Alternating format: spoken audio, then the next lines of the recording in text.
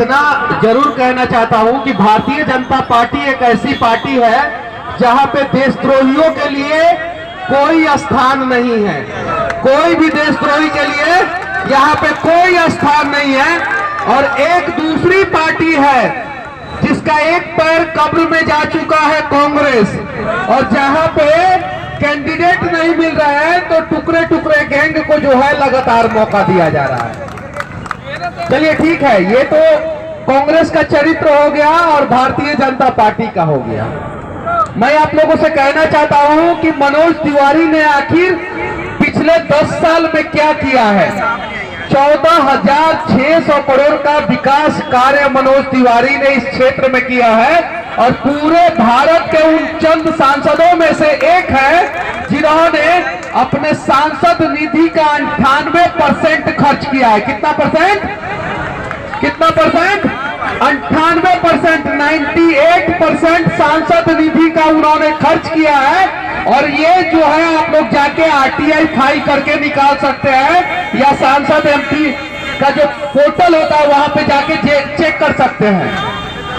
पूरे भारत में कोई भी कांग्रेस का सांसद जो है 14,600 करोड़ रुपया खर्चा नहीं किया है। कोई भी कांग्रेस का सांसद, कोई भी।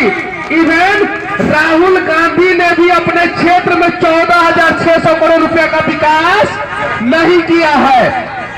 और उससे ज्यादा का विकास मनोज तिवारी ने अपने क्षेत्र में किया है। उसका सारा डिटेल्स जो है इंटरनेट पे है, आप लोग जाके चेक कर सकते हैं। केजरीवाल भाई साहब ने भी अपने क्षेत्र में 14,600 करोड़ रुपया के लागत से विकास नहीं किया है।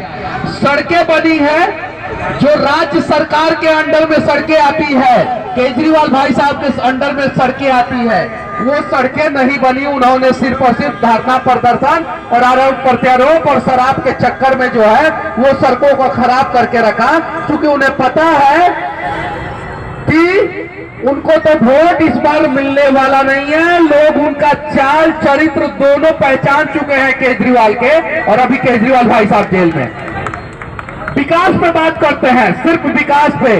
भारतीय जनता पार्टी की सरकार में भारत सबसे ज्यादा मजबूत हुआ और पूरे देश में जो टॉप 20 इकोनॉमी वाला देश है उसमें सोनिया गांधी दूसरा विकास दर भारत का है 7.5%।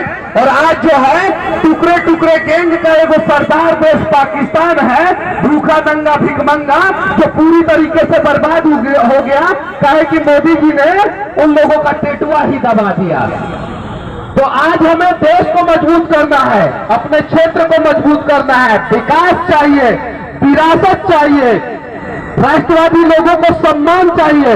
तो एक लौता विकल्प नरेंद्र मोदी जी है, वरना आप लोगों को पता है ही ये जो टुकड़े टुकड़े गैंग वाले हैं ये कह रहे हैं कि आप लोगों का 55% संपत्ति जो है वो किसी और को दे दिया जाएगा। 55% संपत्ति किसी और को दे दिया जाएगा। यहाँ पे कुछ महिलाएं हैं, मैं कहना चाहता हूं कि आजादी के बाद से किसी प्रधानमंत्री ने महिलाओं का सबसे ज्यादा सम्मान किया तो इस देश के यशस्वी प्रधानमंत्री श्री नरेंद्र मोदी जी हैं, जिन्होंने महिलाओं के लिए आरक्षण का व्यवस्था किया सदन में। आज आप लोगों को भले मजाक लगे, थोड़ा सा रुक जाइए भाई, आज आप लोगों को भले मजाक लगे, लेकिन 5 साल बाद आप लोग जो है घर में खाना नहीं बनाइएगा, सदन में जाके पूरे देश को चलाइएगा, और तब जो है हमें इस देश के प्रधानमंत्री पे गर्व होगा जो महिलाओं को सदन में पहुंचा दिया 33% आरक्षण देके। ये चीज है। अब किसकी बहन, किसकी माँ, किसकी बेटी 2029 में सांसद बनेगी, कोई गारंटी नहीं है। आप लोग मेहनत कीजिए, मोदी सरकार को मजबूत कीजिए। और आधी आबादी से मैं विनती करना चाहता हूं, देश के आधी आबादी से कम 85% वोट होना चाहिए आधी आबादी का। कितना परसेंट?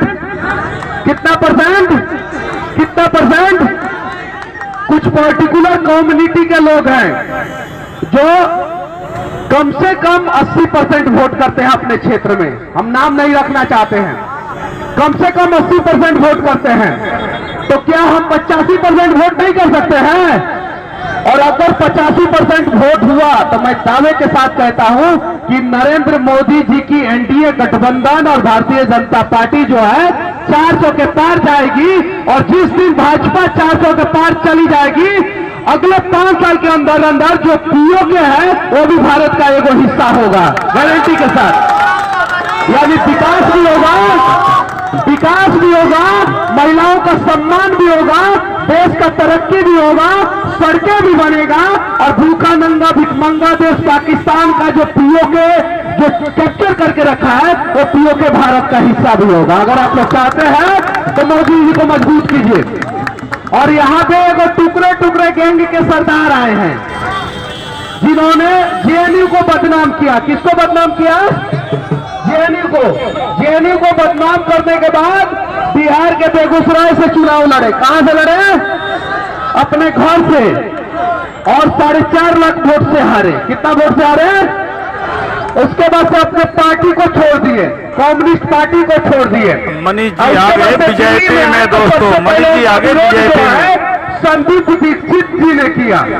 उसके बाद से वो टुकड़े टुकड़े गैंग को पसंद न करने की वजह से दिल्ली प्रदेश कांग्रेस के जो अध्यक्ष थे उन्होंने इस्तीफा दे दिया। तो आप लोग चाहते हैं क्या कि टुकड़े टुकड़े गैंग को जो है वोट पड़े? नहीं ना चाहते हैं। तो मैं आप लोगों से विनती करना चाहता हूं, 20 दिन चुनाव बचा हुआ है दिल्ली का। कितना दिन? सिर्फ 20 दिन। हर दिन 2-2 घंटा दीजिए। कितना घंटा? 2-2 घंटा।